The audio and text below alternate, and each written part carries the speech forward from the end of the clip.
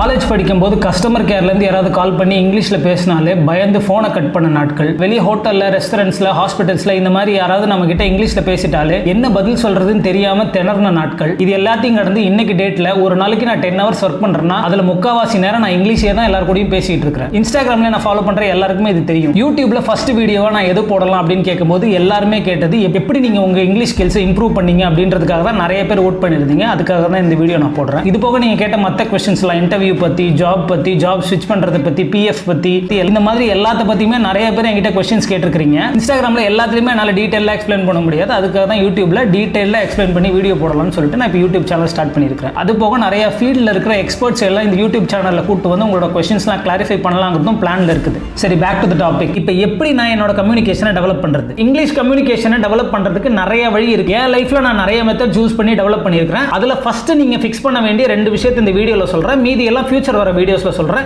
ஏன்னா அந்த 2 விஷயத்தை நீங்க பண்ணாம அடுத்த ஸ்டெப்புக்கு நீங்க மூவ் பண்ண முடியாது. ஃபர்ஸ்ட் ஸ்டெப், நீங்க இங்கிலீஷ் இம்ப்ரூவ் பண்ணணும்னு நினைச்சீங்கன்னா நீங்க ஃபிக்ஸ் பண்ண வேண்டியது உங்களோட கிராமர். ஏன்னா ஒருத்தருக்கு இங்கிலீஷ் நல்லா பேச வருமா இல்ல ஒழுங்கா பேச வராதான் டிசைட் பண்றது இந்த கிராமர் தான். இந்த கிராமர்ல நீங்க இன்னும் கொஞ்சம் உள்ள டீப்பா போனீங்கன்னா எல்லாரும் மேஜரா தப்பு பண்ற விஷயம் எங்கன்னா present tense, past tense, future tense. இந்த 3 விஷயத்துல தான் தப்பு பண்ணுவாங்க. இஸ்க்கு பதிலா வாஸ் போடுறது, திஸ்க்கு பதிலா தட்டு போடுறது, இந்த மாதிரி சின்ன சின்ன விஷயங்கள் தான் எல்லாருமே தப்பு பண்றீங்க. சோ நீங்க பேசிக்கா இங்கிலீஷ் நல்லா பேசணும் நீங்க முடிவு பண்ணிட்டீங்கன்னா ஃபர்ஸ்ட் நீங்க தியரிட்டிக்கலா நீங்க இங்கிலீஷோட கிராமர் வந்து கத்துக்கிட்டே ஆகணும். இன்னைக்கு டேட்ல கிராமர் தெரிஞ்சுக்கிறது அவ்வளவு கஷ்டம்லாம் கிடையாது.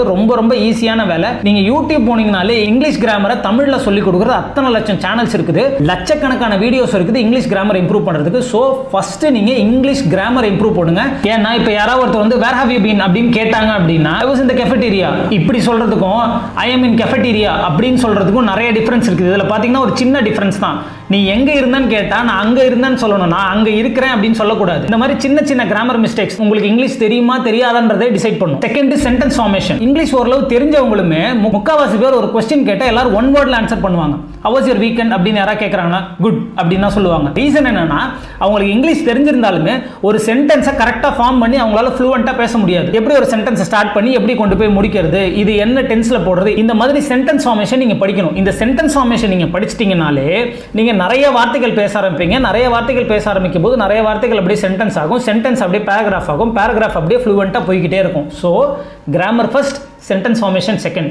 சென்டென்ஸ் ஃபார்மேஷன் நீங்க ஓரளவு புடிச்சிட்டீங்கனாலே உங்களால ஃப்ளூவெண்டா பேச முடியும். இந்த சென்டென்ஸ் ஃபார்மேஷனுக்குமே யூடியூப்ல லட்சக்கணக்கான வீடியோ இருக்கு, பார்த்து தெரிஞ்சுக்கங்க. சரி, ஓகே, இப்போ எனக்கு கிராமரும் தெரியுது, சென்டென்ஸ் ஃபார்மேஷனும் தெரியுது. அடுத்து நான் என்ன பண்ணணும்னு கேட்டீங்கன்னா இதை வந்து உங்க ஸ்கூல்ல நிறைய பேர் சொல்லியிருப்பாங்க, ஆனா இது எப்படி பண்ணணும்னு சொல்லியிருக்க மாட்டாங்க. அதை எப்படி பண்ணணும் நான் சொல்றேன். திங்க் இன் இங்கிலீஷ் அப்படின்னு சொல்லியிருப்பாங்க. நீங்க கேள்விப்பட்டிருப்பீங்களா? நீ வந்து தமிழ்ல யோசிச்சு தமிழ்ல அப்படியே இங்கிலீஷ்ல கன்வெர்ட் பண்ணி சொல்ல ட்ரை பண்ற, இந்த டிரான்ஸ்லேஷனுக்குள்ள உனக்கு டைம் ஆயிரும், இந்த டிரான்ஸ்லேஷனும் கரெக்டா வராது, இதனால தான் உனக்கு இங்கிலீஷ் பேச வர மாட்டேங்குது.